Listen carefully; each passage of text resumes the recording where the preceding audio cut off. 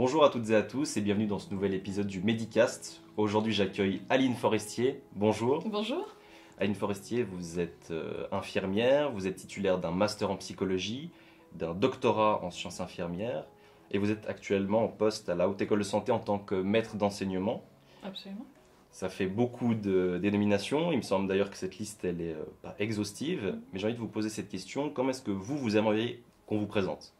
Moi, je suis maître d'enseignement à la Haute École de Santé. D'accord. C'est mon statut, mon rôle professionnel actuel. Ok, Voilà. bien. Eh bien, on va commencer sans plus attendre et comme à l'accoutumée, je vais vous poser une question traditionnelle dans cette émission. C'est comment et pourquoi vous êtes-vous dirigé dans le monde de la santé? Tout d'abord parce que dans ma famille, on est baigné dans beaucoup de mes oncles, mes tantes, ma grand-mère faisaient partie déjà de ce monde-là. Étaient soit infirmières, soit assistantes sociales. Et puis il y avait aussi des institutrices. Enfin voilà, on est dans notre famille très à l'écoute de l'autre et dans l'accompagnement de l'autre, que ce soit dans les soins ou au niveau pédagogique. Et donc naturellement, j'ai suivi la voie que la famille avait tracée aussi. C'était facile, quoi. Très bien. Est-ce que vous seriez d'accord de nous retracer un peu votre parcours en passant par les grandes lignes? Oui. Alors effectivement, vous l'avez dit, je suis de formation infirmière. J'ai pas tout de suite su que je voulais être infirmière en fait. J'ai eu un parcours scolaire un peu difficile en fait. Après coup, je pense que j'étais dyslexique, donc j'ai un peu ramé. Voilà, j'ai fait mes études en France. J'ai eu un baccalauréat en technologie médico-sociale. Parce que voilà, le niveau que j'avais ne prétendait pas à plus à l'époque et il fallait que je trouve du travail donc comme secrétaire médicale. Et puis j'ai jamais aimé être contrainte et je me suis toujours dit qu'il fallait continuer à voir ce que la vie avait de meilleur pour soi. Et donc j'ai testé de faire les concours à l'école d'infirmière et j'ai réussi. J'ai réussi à transmettre ma motivation, à essayer ça, quoi, avec le petit niveau que j'avais. Et j'ai réussi, j'ai fait donc, ma formation d'infirmière. Je pensais au départ que je voulais être dans les blocs opératoires, je voulais faire des choses très techniques pour me protéger en fait de l'humain. Parce que moi-même j'étais un peu... Voilà, je ne savais pas où j'en étais. Et puis finalement j'ai fait un premier stage en pédopsychiatrie, mais à l'époque en fait ça s'appelait comme ça, mais c'était du développement mental. Et là j'ai rencontré le handicap mental et je me suis trouvée à ma place en fait. Et j'ai continué la formation d'infirmière, puis après je me suis dit mais qu'est-ce que tu as envie de faire Aline? Ce que j'aime moi c'est aussi le lien avec les enfants, donc je me suis dit allez, tu vas faire la formation de puéricultrice. Je me suis battue pour la faire parce que j'étais sur liste d'attente. J'ai appelé, j'ai embêté les directions d'école où j'avais fait mes diplômes mon concours pour pouvoir rentrer et j'ai réussi. Je suis allée faire cette formation à Mulhouse. C'était une année très dense. Et puis après, j'ai fait un peu d'intérim et je suis venue travailler au HUG en pédopsychiatrie. Et là, pendant 20 ans, au HUG, auprès des enfants qui souffrent de problèmes psychiques, je me suis totalement épanouie. J'ai grandi professionnellement, personnellement. Mais j'avais toujours dans ma tête comme un rêve qui était d'avoir une formation académique. Et ce qu'on me proposait à l'époque, c'était que des spécialisations en santé mentale et psychiatrie. Et j'avais pas envie de rentrer dans ce cadre-là, en fait. Et ce qui m'a aussi motivée, c'était que dans ma pratique infirmière, je voyais qu'il me manquait des outils d'évaluation clinique. Et à l'époque, en 2006, l'évaluation clinique, ça n'existait pas, en fait, en Suisse. Et par contre, dans la formation de psychologue, on fait de l'évaluation clinique. Alors j'ai commencé en cours d'emploi à distance à faire ma licence de psychologie avec le CNED à Paris. que j'ai eue. Voilà, toujours très étonnée de continuer à avancer finalement. Et puis je me suis dit, ok, alors là j'avais saisi les bases du fonctionnement psychique, cognitif, social. Mais quand même, ma partie, moi, c'est les enfants et les adolescents. Et j'étais un peu frustrée parce qu'il me manquait des éléments. Et donc c'est comme ça que je me suis engagée dans le master en psychologie clinique à Chambéry, dans prévention et prise en charge des enfants et des adolescents. Voilà, toujours en cours d'emploi, donc je travaillais surtout la nuit à Belle-Îlée. Et 4 fois dans l'année, j'allais sur Chambéry faire des blocs de cours comme ça. C'était 2 ans très chargés, mais j'ai beaucoup appris aussi sur moi et sur ma profession, parce que ça venait nourrir en fait, tout le temps c'est venu nourrir ma discipline et puis ma pratique infirmière. Voilà. Et puis la vie a fait que les opportunités m'ont permis de changer d'unité et d'avoir un poste d'infirmière responsable à Malatavie, donc une unité de crise pour adolescents suicidaires, ou jeunes adultes suicidaires. Et puis là, toujours, moi je me pose beaucoup de questions en fait dans ma vie personnelle et professionnelle. Et là je ne comprenais pas, parce que je voyais bien qu'autour de moi, il y avait des jeunes garçons qui n'allaient pas bien, et que dans notre unité, à Malatavie, on recevait majoritairement des jeunes filles. Je me disais, mais où est-ce que sont ces jeunes garçons ? Et j'ai proposé de faire un travail de recherche là-dessus. Et la HEDS m'a proposé de me soutenir dans cette démarche-là. Et c'est comme ça que je me suis inscrite en fait au doctorat en sciences infirmières. Voilà. Bien. Et que je me suis retrouvée à la Haute École de Santé. En tant que maître d'enseignement maintenant. En tant que d'abord adjointe scientifique et puis après maître d'enseignement, où j'ai fait ma thèse pendant 6 ans avec l'Institut universitaire de recherche en soins infirmiers à Lausanne, avec l'Université de Lausanne. Et puis en parallèle, eh bien, j'ai, avec ma collègue Joëlle Grenier, qui était aussi elle-même maître d'enseignement, eh bien, on a constitué un pôle santé mentale et psychiatrie un peu plus fort au sein de la filière soins infirmiers de l'HEDS. Bien, alors j'entends que ça a été un parcours extrêmement riche, mais du coup qui a été difficile par moments, si j'ai bien compris. Qu'est-ce qui vous a permis de surmonter cette difficulté, de rester motivé pendant toutes ces années finalement ? La curiosité. Je crois que c'est vraiment ça qui me porte en fait. Et puis l'envie de sortir de ma zone de confort. J'ai qu'une crainte, c'est de finir comme une vieille infirmière, routinière. Ça a toujours été ma crainte quand j'ai commencé à travailler. Je voyais certaines collègues qui terminaient leur carrière et alors vraiment c'était des modèles contre-identificatoires. Et donc j'ai toujours, encore maintenant, je suis toujours à la recherche de quelque chose de différent, de quelque chose de nouveau, d'une création. Voilà. Et du coup, là où vous êtes aujourd'hui, la formation, la pédagogie, si je puis dire, ça nourrit finalement ce besoin comme ça de créer. Vraiment, mon activité à la Haute École de Santé, elle mêle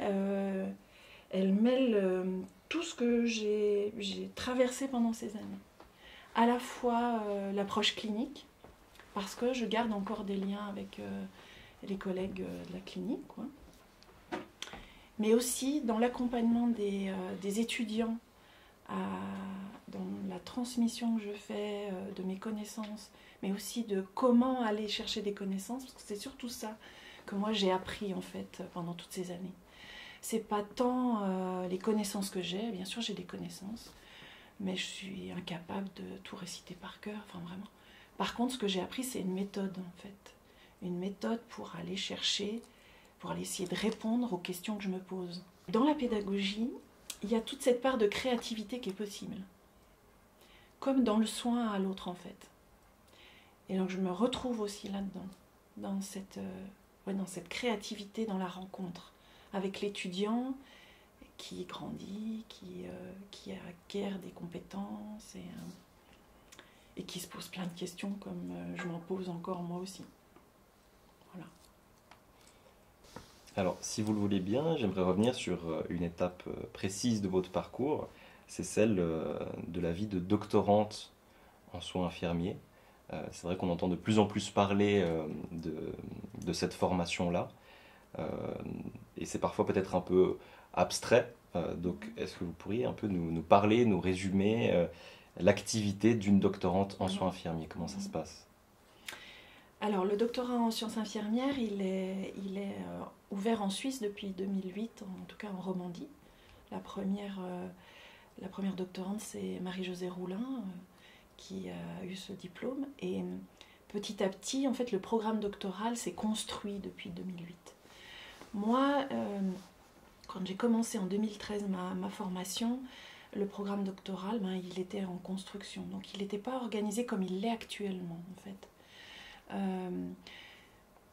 Ayant moi un master en psychologie, je n'ai pas pu rentrer directement, je suis rentrée dans le doctorat, mais j'ai dû faire auparavant un préalable, ce qu'il disait, qui de 90 crédits ECTS, parce que mon master datait de 2006 et il datait un petit peu, et puis surtout il y avait la volonté d'acquérir des compétences, de me faire acquérir des compétences en lien avec tout ce qui est disciplinaire et des théories de soins infirmiers.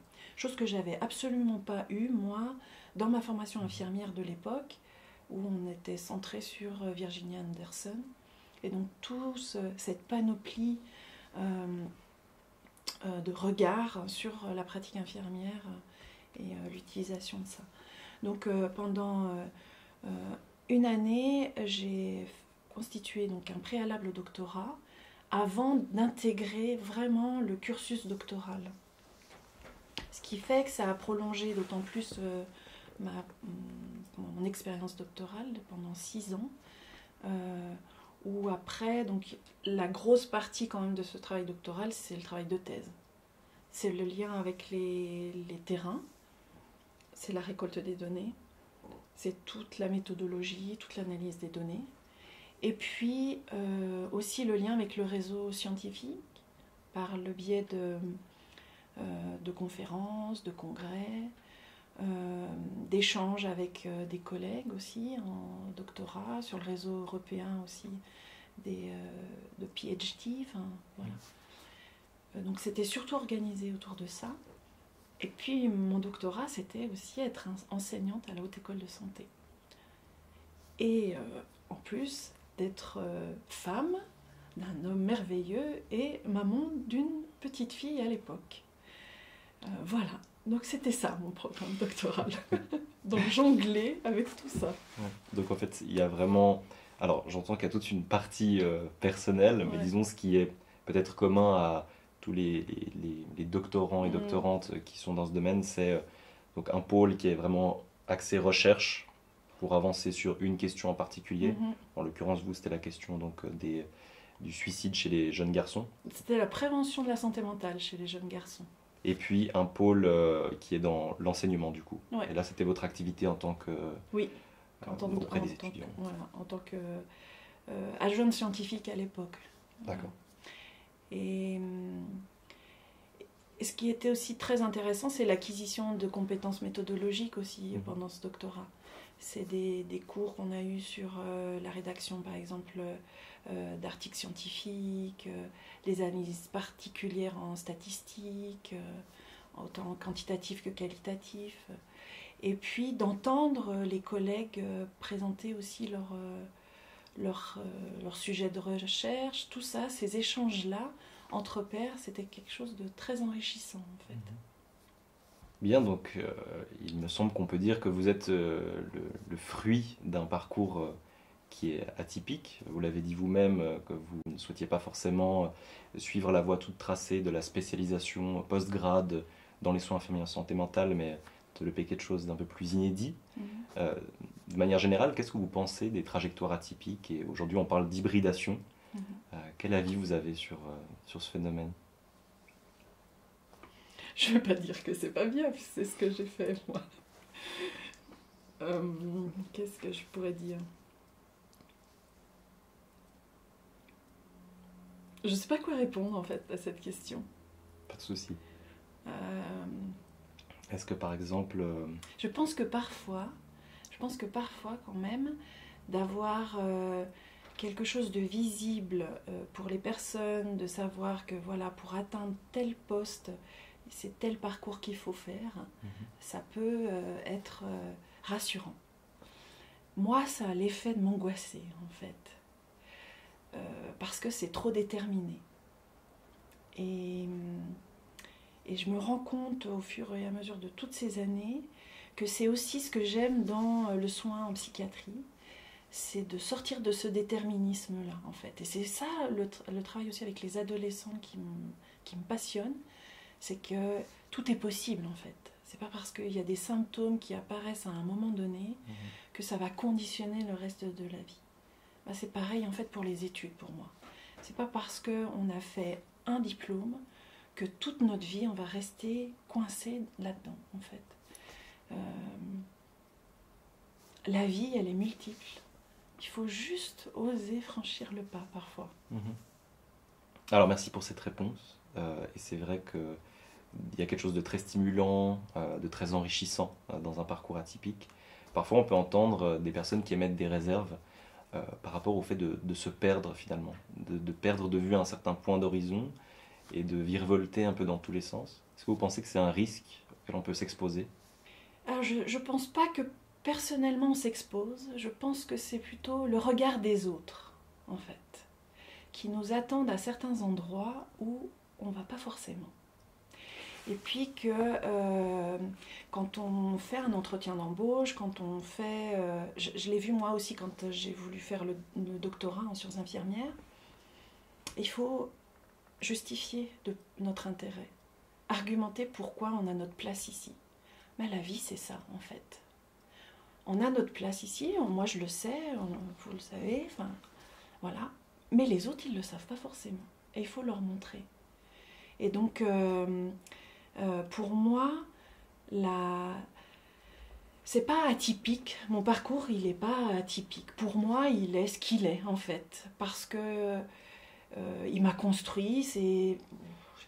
Je ne pense pas m'être perdue dans ça, puisque j'ai écouté ce qui résonnait fort en moi, c'est-à-dire mes envies d'être présent auprès des enfants et des adolescents en difficulté et de pouvoir transmettre ça à des futurs professionnels. Pour moi, c'est la même chose, en fait, et ça m'a porté tout le temps. Mais c'est vrai que c'est plus simple d'arriver avec un parcours typique, parce qu'on rentre dans les cases, et quand on se présente, ben c'est bon, on coche toutes les cases. Il y a moins à justifier. Moi, je ne sais pas pourquoi, ma vie, j'ai besoin de me justifier, d'argumenter que je suis bien à ma place, et que je mérite d'être là où je suis. Voilà. C'est ça, la vie. Et à votre sens, ça représente une difficulté de devoir se justifier? Bah, c'est pas facile. C'est pour ça qu'on ne peut pas dire qu'on virevolte et voilà, on prend ce qui vient. On pourrait se dire, bah, elle prend une opportunité par-ci par-là, puis elle va. Non, je pense que c'est pas, si on le fait comme ça, c'est pas possible en fait d'avancer. Effectivement, on se perd. Donc il faut quand même quelque chose qui résonne et qui tient, un fil rouge, quoi. Et moi, mon fil rouge, c'était vraiment les enfants et les adolescents. Ouais, c'est ça. Donc c'est finalement une sorte de point d'horizon, quoi. Ouais, mais sans savoir quel aboutissement. Parfois, on me demande, mais quand vous étiez plus jeune, vous vouliez faire ça, je ne le savais pas. Je sais pas où je vais aller. Enfin, si, Je sais que je vais aller, à un moment, je vais mourir, mais je ne sais pas comment, quoi. Ouais. Ce chemin-là, je ne sais pas. Et à quel moment vous avez identifié cette sensibilité particulière pour la question de la santé mentale des jeunes? Ouais. Je pense que c'est au moment de l'adolescence. Où je me posais beaucoup de questions, parce qu'en lien avec mes difficultés scolaires, je me posais beaucoup de questions sur mon orientation. Et je me suis mise à la lecture et j'ai dévoré des livres, des romans, etc. Et il y a un livre qui m'a scotché, qui est d'une auteure qui est une psychopédagogue qui s'appelle Tori Hayden, qui faisait le récit en fait de son expérience en tant qu'institutrice dans une école qui accueillait des enfants pas comme les autres, en fait. Des enfants autistes, des enfants mutiques, des enfants voilà, différents. Et à la lecture de ce livre, tout ce qu'elle mettait en place pour les accompagner, pour qu'ils soient plus confortables dans leur vie, pour qu'ils découvrent qui ils étaient, quelles compétences ils avaient, quelles ressources, etc. Je trouvais fabuleux, en fait. Et je me suis dit, voilà, moi j'ai envie de faire ça, en fait. J'ai envie d'aller chercher le meilleur chez l'autre, en fait. J'ai envie de pas les laisser...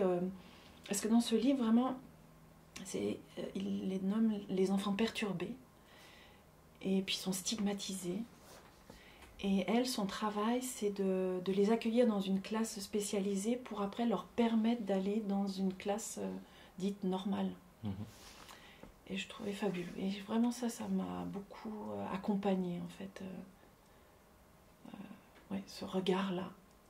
Ce soin, déjà, en fait. Ce soin à l'autre, dans la rencontre et l'accompagnement. Donc ça, une question en particulier, une préoccupation en particulier qui a conditionné finalement tout un vécu professionnel et personnel. Vous me corrigez si je me trompe, j'ai l'impression que votre expertise ou votre trajet, il s'articule autour de 3 pôles qui sont le pôle Aline Forestier clinicienne, Aline Forestier formatrice et puis chercheuse. Est-ce qu'il y a parmi ces 3 pôles un dans lequel vous vous reconnaissez plus que dans un autre? Moi, je pense que je serais tout le temps une clinicienne, en fait. Alors, bien sûr, dans mon approche de la pédagogie, voilà, il y a la pédagogie, mais je l'appréhende de la même manière que je me mettais à côté des patients qui étaient en difficulté. Vraiment. C'est vraiment c'est vraiment le regard que je porte en fait sur mon activité professionnelle. Comme Tori Hayden, quoi. Dans la psychopédagogie.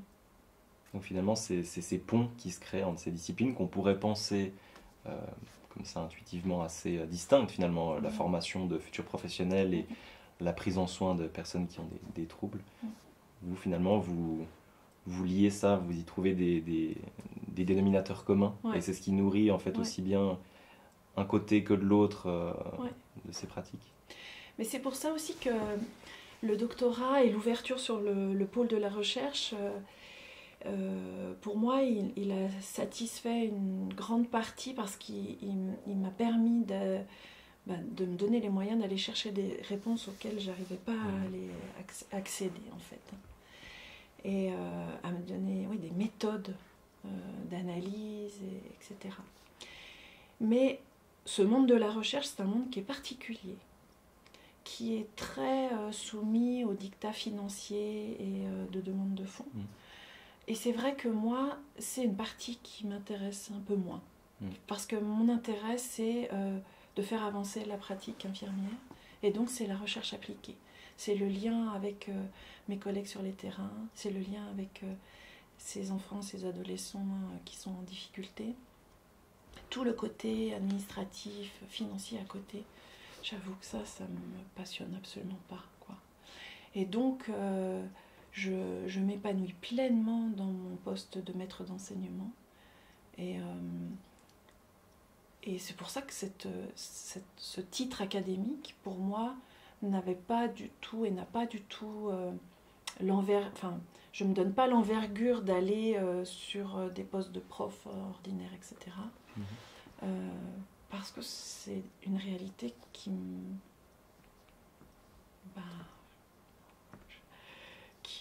m'intéresse peu, quoi. Voilà. C'est pas moi, mon intérêt, c'est vraiment la clinique et l'accompagnement, l'amélioration des pratiques, mais sur le terrain, quoi. Parce que pour la recherche, ce qui est difficile, c'est que ce qui est difficile dans une institution, c'est quand on vous finance pour un diplôme et que on attend de vous, peut-être après, de pouvoir occuper des postes de prof, etc. Et que moi, même si au départ j'avais peut-être cette envie, la pratique et l'expérience du PhD m'a montré que c'était pas ça que j'avais envie de faire. Mais j'ai une grande loyauté à l'institution. J'ai toujours été très loyale, en fait. Et le plus dur, c'est de rester droit dans ses bottes, en fait. Hein.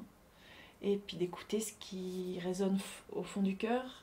Et vraiment, pour moi, cet axe de la recherche, ce pôle de la recherche, il résonne pas très fort, quoi. Ouais. Pour moi, c'est vraiment la rencontre à l'autre et les pratiques de mes collègues et comment je peux contribuer aussi à les accompagner eux. Ouais, finalement, vous êtes nourri de ça. Et puis c'est ce qui vous a permis de, malgré tout, faire toutes ces tâches administratives, de levée de fonds, de choses comme ça qui peut-être étaient moins agréables pour vous finalement. C'était d'avoir cette contrepartie dans la relation. Ouais. Ah oui, c'est mon moteur, ça. Donc j'entends que ce qui vous a nourri pendant tout ce processus de recherche, c'était essentiellement l'instant présent, le contact avec les autres, le lien, les échanges que vous avez pu avoir avec autant les étudiants que les autres chercheurs. Et malgré ça, il y a quand même des papiers qui ont émergé de ces recherches, de ces interactions, qui sont une finalité. Est-ce que vous pouvez dire que vous en êtes fier de ça ?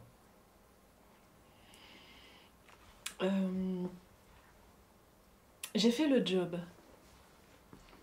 Pour moi, ça faisait partie du contrat du doctorat. Et ça fait partie du contrat de la recherche, de récolter des fonds, de mener une recherche et de diffuser les résultats. J'en tire aucune fierté de ces publications. La fierté que j'ai, moi, c'est par exemple dans ma thèse, lorsque j'ai rencontré les adolescents garçons et qui m'ont confié les perceptions qu'ils avaient de notre travail de soignants, de les écouter, de pouvoir amener des solutions qui puissent être utilisées par les professionnels, mais mon intérêt n'est pas la collection des titres et des articles sur un CV académique. Je le fais parce que c'est ce que la société des savants demande pour qu'il y ait une reconnaissance scientifique d'un parcours, d'une expertise, etc. Je fais ça. Mais c'est pas mon moteur. Mais peut-être que ça vient aussi de l'âge que j'ai. Je suis une vieille. On parle de sagesse ici plutôt que de vieillesse. Mais la vieillesse, c'est bien la vieillesse, c'est les cheveux blancs, c'est l'expérience. Non, je pense que se poser la question d'un doctorat quand on a eu un cursus typique, infirmier, master en sciences infirmières, naturellement on va sur le doctorat, mais on a moins de 30 ans. Voilà, moi j'ai une pratique professionnelle de clinicienne avant, en fait. Et ma réflexion de recherche, elle se base sur cette pratique de clinicienne. Je n'aurais pas pu faire ce doctorat avant, en fait. Parce que j'avais pas cette idée du titre à obtenir, etc.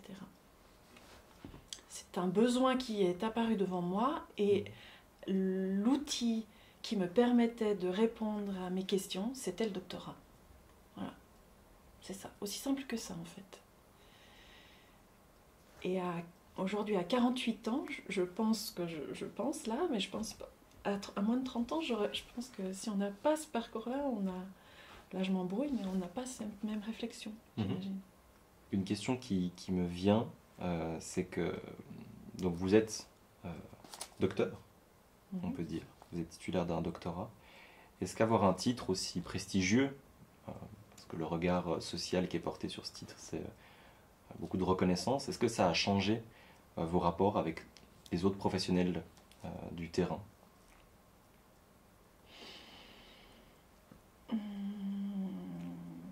Je l'espère pas. Je ne sais pas. Je me présente pas avec mon titre, en fait. Je suis toujours Aline Forestier, infirmière de formation. Et quand je vais devant les personnes, c'est comme ça que je me présente. C'est après, dans les échanges, ou quand les uns et les autres montent leur pédigré, que je sens que c'est ce côté de légitimation de ma parole qui a besoin d'être porté par un titre, où je me dévoile, entre guillemets. Mais pour moi, l'important, c'est l'authenticité de la rencontre. Donc je ne m'habille pas de tous ces titres que j'ai. Je suis voilà, comme je suis. Et dans la collaboration avec mes collègues, je me fais valoir de rien de particulier. Juste d'être là, en fait. Bien. Maintenant, on va aborder, si vous êtes d'accord, le pôle un peu plus d'enseignement. D'ailleurs, j'en profite pour donc souligner, vous nous l'avez fait part plus tôt, que vous aviez fait des formations dans le domaine du management et que vous aviez été pendant un temps infirmière cadre dans le domaine hospitalier. Une question que je me pose, c'est que bien que les soignants puissent recevoir des formations similaires qui sont assez standardisées, les approches dans le vécu auprès du patient, elles varient beaucoup. Selon vous, comment le vécu de chacun, quelle plus-value le vécu de chacun peut apporter à une prise en soin? C'est une chouette question.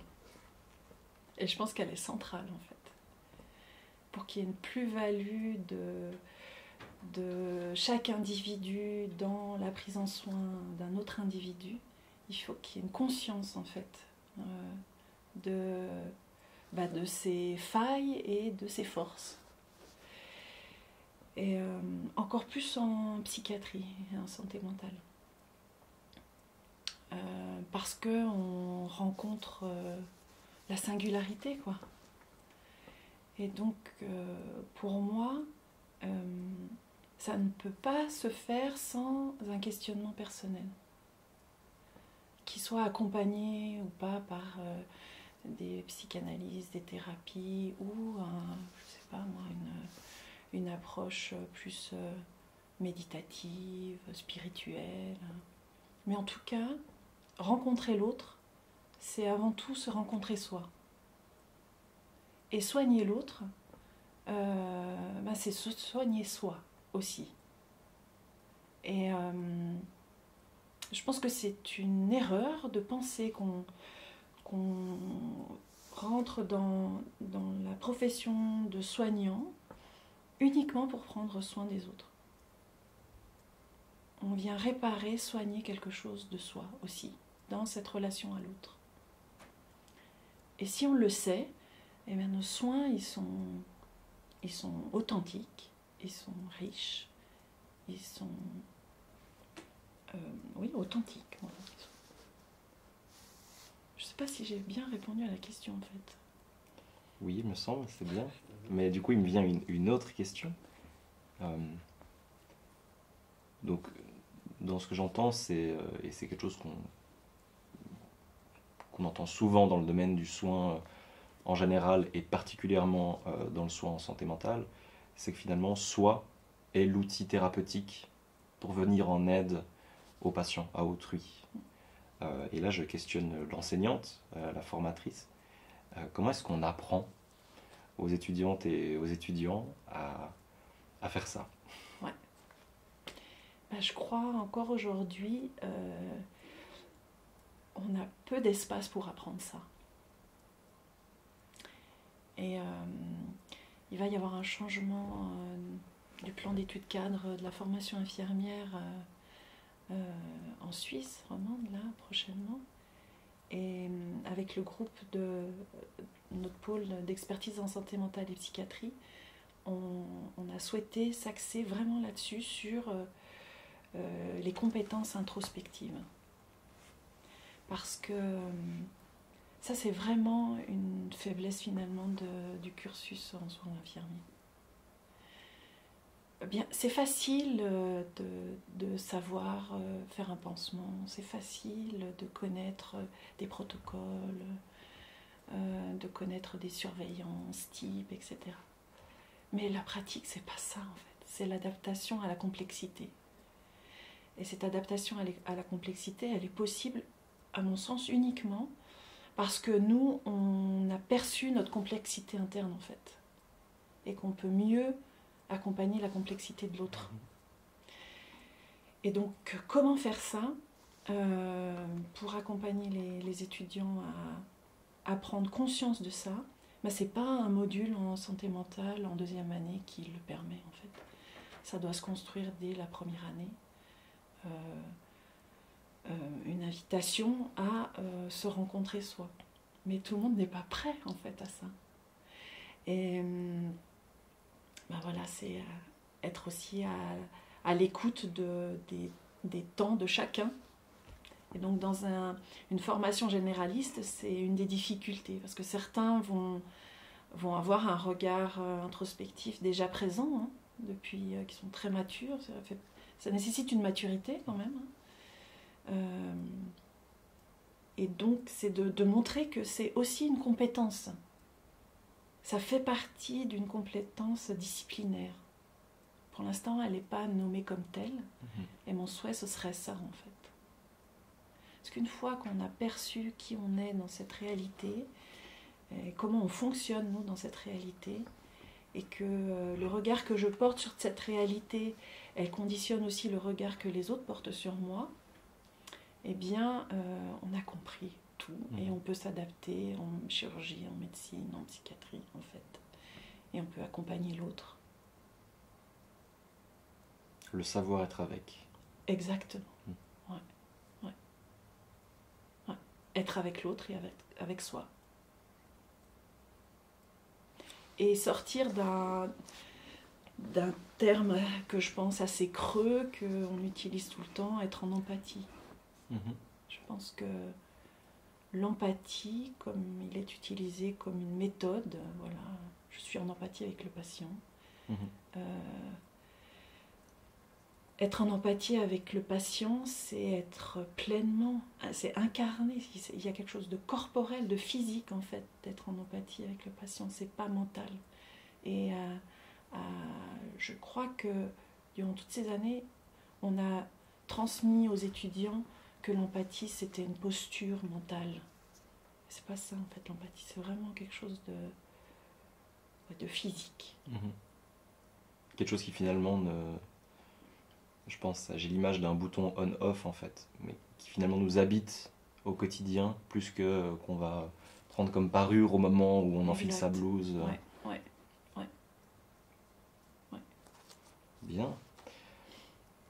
Merci déjà pour toutes ces belles réponses et ces beaux développements. J'ai vu en consultant votre curriculum vitae que vous comptiez parmi les membres fondateurs du dispositif Erdado. Et j'aurais souhaité savoir en savoir un petit peu plus sur ce dispositif et comment il a vu le jour, comment vous vous êtes retrouvés là-dedans. À l'époque, j'étais donc infirmière cadre à Malatavie. Et avec l'équipe de psychologues et médicales, et entre autres avec la doctoresse Anne Edan, et puis Madame Nathalie Schmitz-Nicole, on s'est rendu compte, et en lien aussi avec les partenaires sociaux et aussi les institutions professionnelles, en fait, on s'est rendu compte que la problématique du suicide des adolescents, elle mettait en difficulté nombre d'équipes. Pas uniquement la nôtre qui étions formées à ça, mais on recevait de nombreux téléphones d'une assistante sociale dans un cycle d'orientation, d'un éducateur hors mur, et surtout souvent pour des cas très complexes. Et la créativité en fait de Nathalie Schmitz-Nicole et d'Anne Edan était de se dire, mais finalement dans cette histoire on a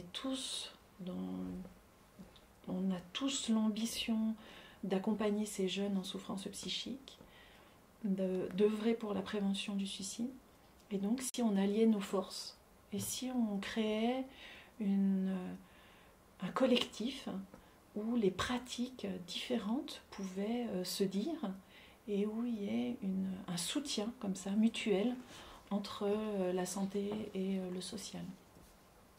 C'est un dispositif qui a vu le jour en 2013, donc initié par Malatavie et soutenu par Children Action, qui est aussi membre fondateur de Malatavie, dans la prévention du suicide.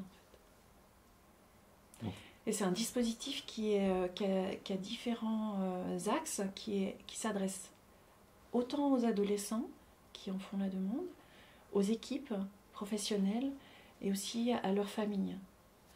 Et il y a un axe aussi recherche et clinique. Voilà.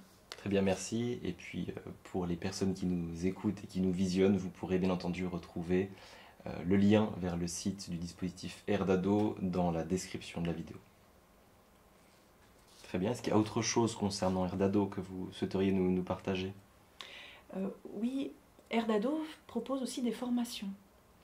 Et quand j'ai quitté les HUG pour venir à la Haute École de Santé en tant que maître d'enseignement, avec un collègue de la Haute École du Travail Social, nous avons mis en place un module libre sur la prévention du suicide des adolescents. C'est un module donc santé sociale, HETS, HEDS, qui permettait aux étudiants de toutes les filières santé, de toutes les filières sociales, de se retrouver pendant un semestre à construire des projets de prévention pour le suicide. C'est un module qui a perduré pendant plusieurs années, qui a dû s'arrêter avec les différents changements du plan d'études cadre à l'HETS, mais qui a permis en fait de former des étudiants sentinelles de la prévention du suicide chez l'adolescent. Et ça, c'était vraiment une très belle expérience avec mon collègue Dimitri Anzoulès de l'HETS, et surtout une très belle expérience d'accompagnement de ces étudiants dans la construction des projets, où il y avait là aussi quelque chose d'inédit, parce que en quelques semaines, ils devaient monter une intervention de prévention. Et certains allaient par exemple offrir de la soupe à plein palais, d'autres sont intervenus dans des centres sociaux, d'autres ont fait aussi des interventions ici à la Haute École de Santé ou à l'HETS, auprès de personnes en fait très diverses, pour sensibiliser à la prévention du suicide et surtout lever le tabou qu'il y a encore et toujours autour de la prévention du suicide et du suicide des adolescents. Vous entendre dire qu'il y avait des étudiants donc, qui participaient à ce module, qui ont pu faire des actions de prévention au sein même de leur propre école, oui. Ça me vient la question des pères aidants, il me semble que c'est comme ça qu'on appelle ça maintenant, c'est-à-dire des personnes qui sont formées pour venir en aide à leur père. Qu'est-ce que vous en pensez ?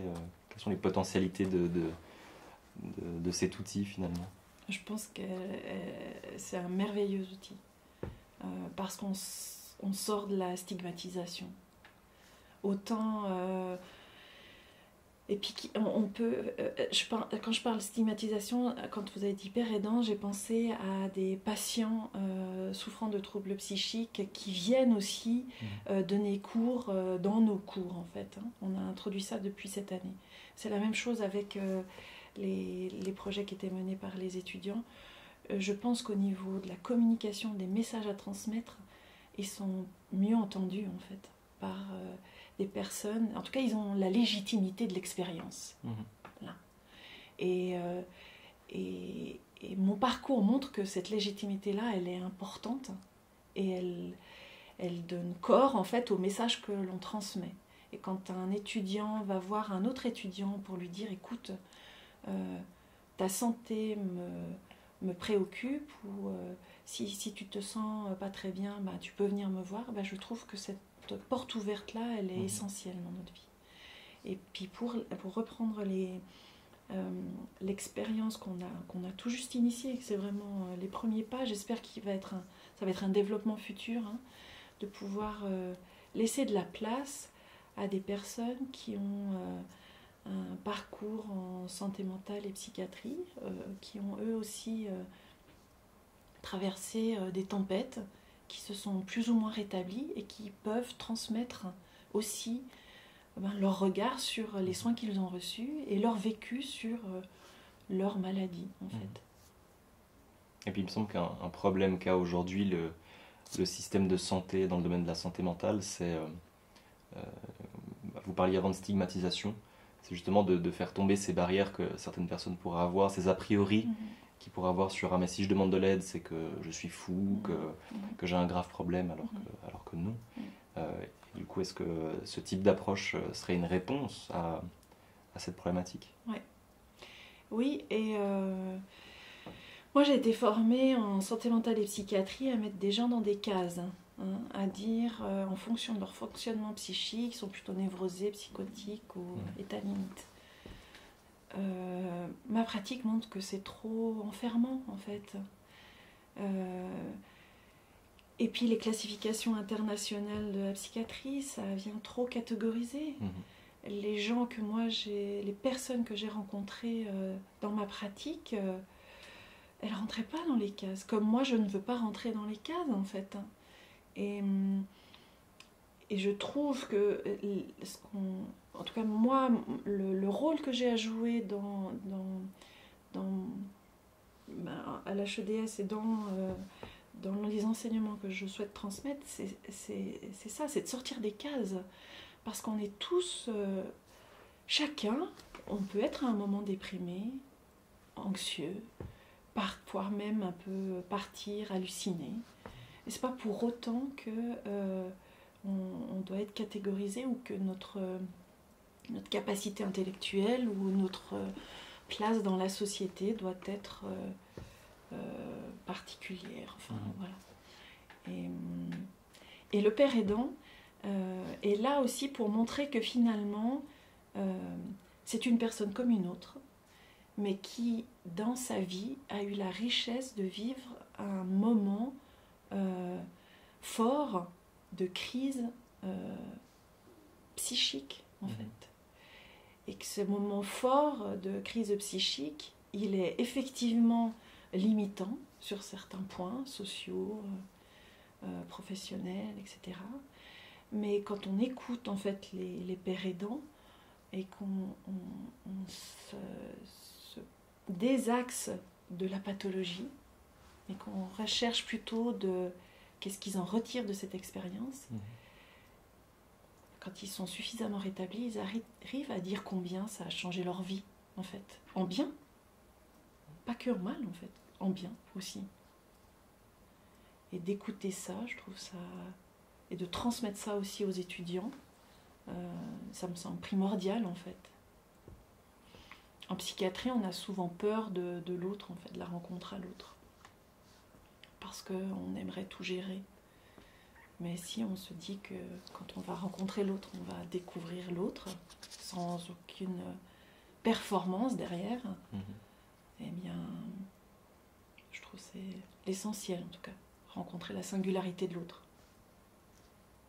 Et c'est intéressant parce que plus tôt dans notre entretien, vous disiez que la jeune Aline Forestier, infirmière fraîchement diplômée, elle se prédestinait peut-être plutôt à une carrière dans le domaine de la chirurgie ou la médecine pour justement se protéger de l'humain.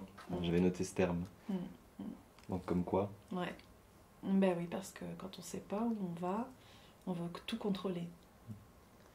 C'est un super mécanisme de défense qui marche bien, hein, que j'utilise encore, voilà, qui me rassure. Mais une fois que je l'ai repéré, j'essaie de me dire, voilà, qu'est-ce qui m'angoisse derrière en fait. C'est l'inconnu. Mais l'inconnu, c'est de se rencontrer en fait. Se rencontrer avec l'autre et se rencontrer soi. Alors, bon, voilà. Allons-y. Rencontrons-nous. Exact. Bien, Aline Forestier, merci pour toutes ces réponses jusqu'ici. Comme le veut la tradition, on arrive sur la dernière partie gentiment, partie qui se veut plus centrée sur l'invité. Alors en l'occurrence, vos expériences personnelles ont vraiment nourri tous les échanges qu'on a eus jusqu'ici. Mais malgré tout, j'ai envie qu'on aille encore un petit peu plus loin. Est-ce que vous auriez pu imaginer, étant plus jeune, suivre un parcours aussi riche et aussi diversifié? Non.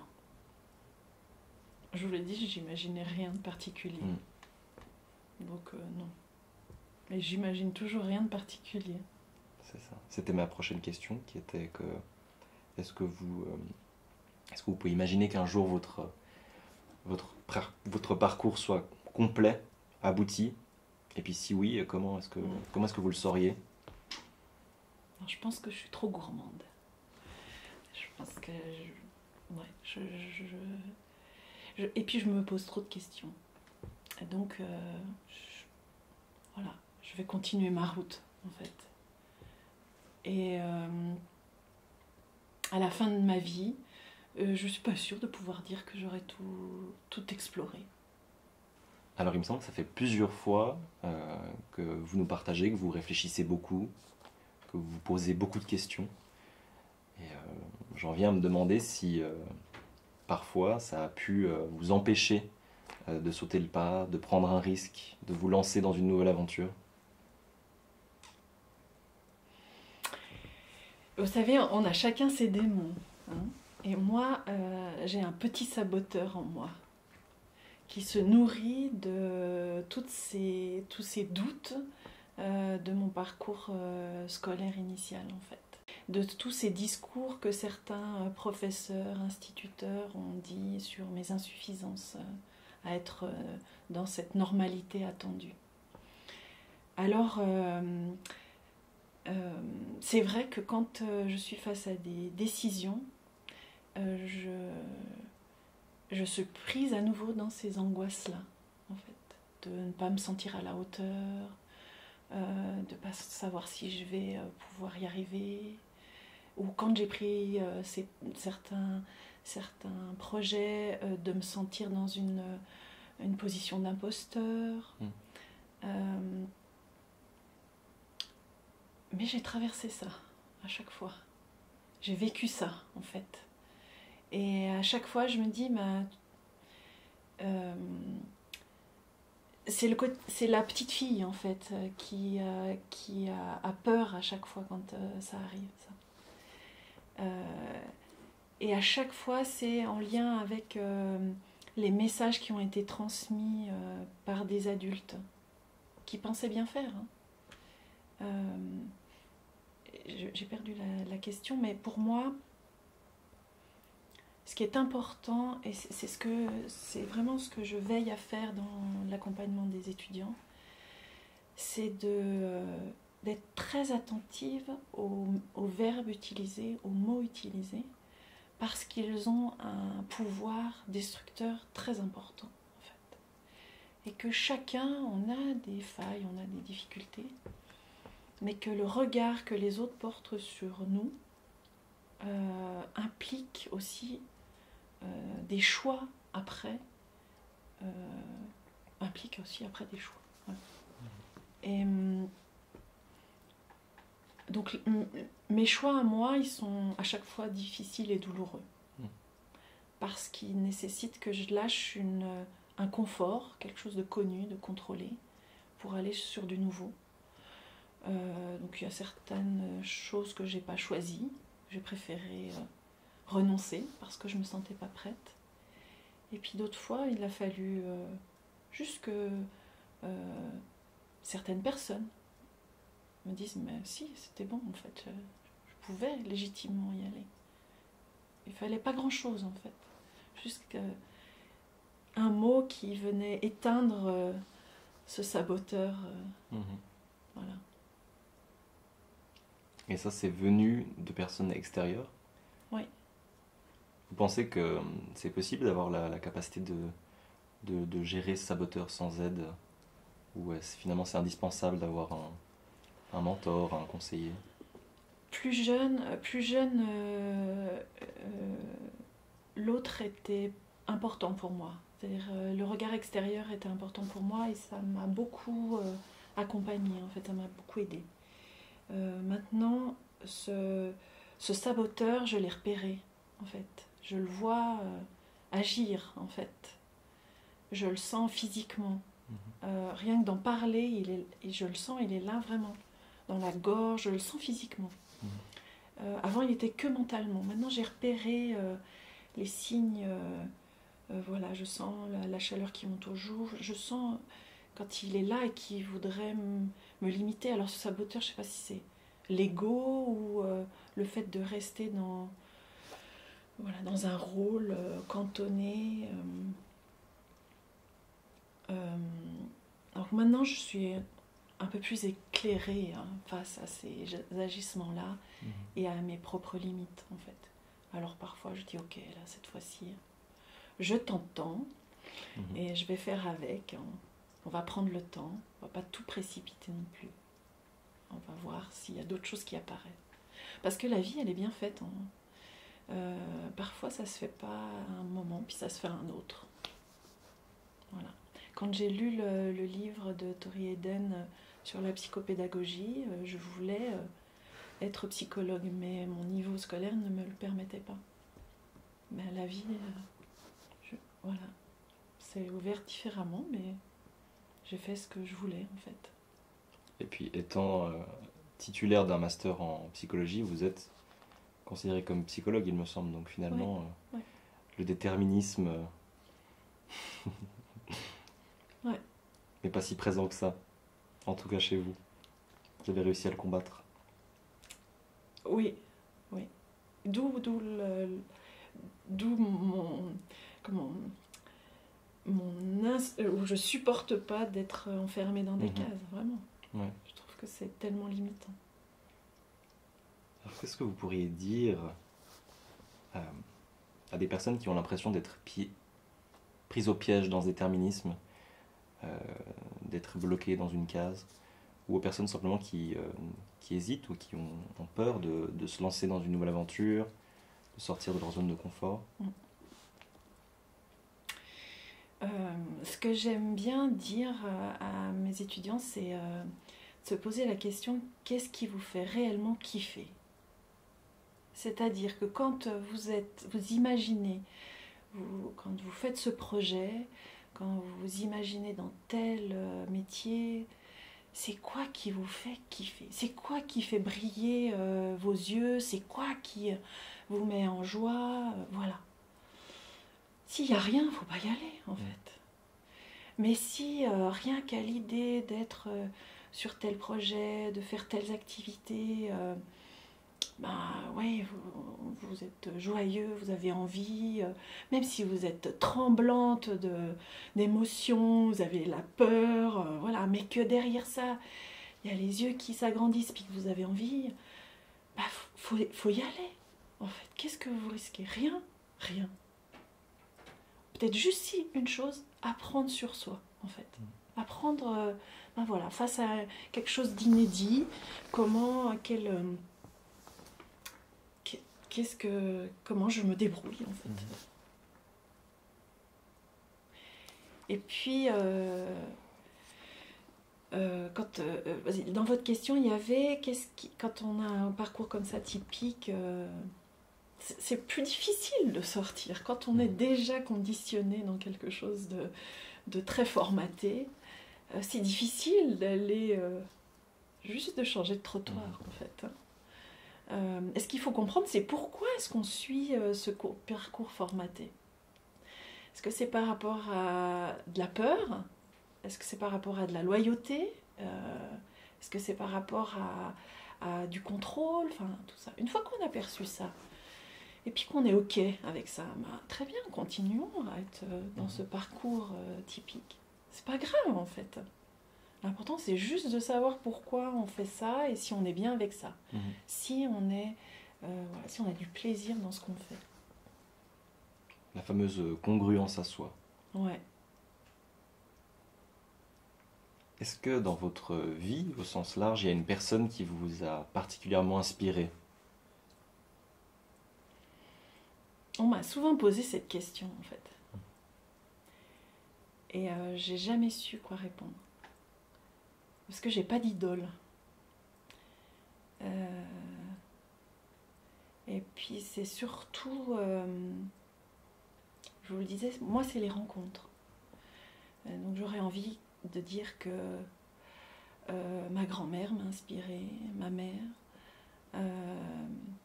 mon père, Rose, Gilles, Pierre, enfin des personnes qui ont traversé comme ça ma vie, que j'ai rencontrées. J'ai eu un échange peut-être de quelques minutes, quelqu'un dans le bus ou voilà. C'est ce qui m'intéresse, ce qui m'inspire dans la vie, c'est le regard de l'autre et quel regard il porte sur une réalité, parce que son regard là est souvent assez différent du mien. Et en ça, je le trouve riche. Ouais.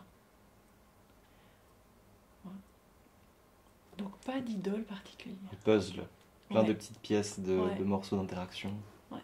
Vous nous avez beaucoup parlé d'un livre en particulier. Ouais. Vous nous en rappelez le titre qui Alors c'est Tori Hayden. Oui. Et le livre c'est Les enfants des autres. Est-ce qu'il y a... Ça peut être celui-là, ça peut être un autre. Si vous aviez la possibilité d'offrir un livre à tout le monde, lequel ça serait? Depuis une année, j'ai sur ma table de chevet un livre que j'ai offert à tous mes proches pour Noël, qui est un livre de Frank Lobvet et qui s'appelle Ton autre vie. Et ce livre, il a vraiment répondu à beaucoup de mes questions sur qui nous sommes dans cette vie et quel rôle nous jouons dans notre métier, dans notre vie. Et voilà, c'est un assez petit livre qui se lit très bien et à essayer. Bien. Les personnes qui nous écoutent savent donc ce qu'il leur reste à faire. Merci pour ce partage. Est-ce qu'il y a une maxime qui vous accompagne au quotidien? J'ai pas tellement la mémoire des phrases cultes, etc. Mais j'aime bien. Je sais pas si c'est comme ça qu'il y a deux phrases. Je sais pas si elles sont exactement comme ça, mais il y en a une de Pablo Picasso qui dit que il y a, en fait, quand on fait de l'enseignement, on doit partir des connaissances des uns pour amener à aborder et à regarder ce qu'ils ignorent, en fait. C'est-à-dire apprendre, c'est ça. C'est de prendre contact avec ces connaissances qu'on a et puis voir ce qu'on ignore. Et puis un autre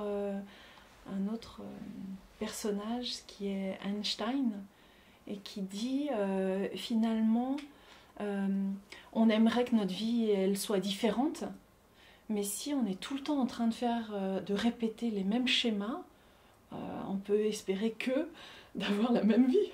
Et donc sortons un peu du trottoir, quoi. Changeons de trottoir si on veut arrêter de vivre sans arrêt exactement les mêmes schémas sociétaux, cognitifs, amoureux, personnels, interpersonnels. Voilà. Brisons les cercles et allons de l'avant alors. Exact. Tout à l'heure, vous disiez la boucle est bouclée. Mais je l'espère pas, en fait. ça m'angoisserait terriblement de me dire que la boucle est bouclée. Voilà, il y aura d'autres choses à faire, je sais pas quoi, on verra. Bien. Aline Forcier, on arrive au terme de notre entretien. Merci infiniment pour votre présence et pour ces partages extrêmement riches. J'espère que ça a plu aux personnes qui nous écoutent. Et avant qu'on s'arrête, j'ai envie de vous laisser un mot pour la fin. Je voulais vous remercier pour l'occasion que vous m'avez donnée de transmettre ce que j'ai au fond de moi, en fait, ce qui m'a construit. Et puis je suis la personne que je suis parce que j'ai été accueillie dans une belle famille et que je suis aussi entourée de belles personnes et que je rencontre chaque jour des belles personnes et que les échanges que j'ai avec elles, comme on a eu là aujourd'hui ensemble, m'apportent à chaque fois des éléments, des regards différents. Donc un grand merci en tout cas pour cette opportunité de rencontre là. Et puis belle rencontre à venir. Merci Aline Forestier. J'espère que cet épisode vous a plu. Je vous souhaite à vous aussi de belles rencontres et vous dis à très bientôt.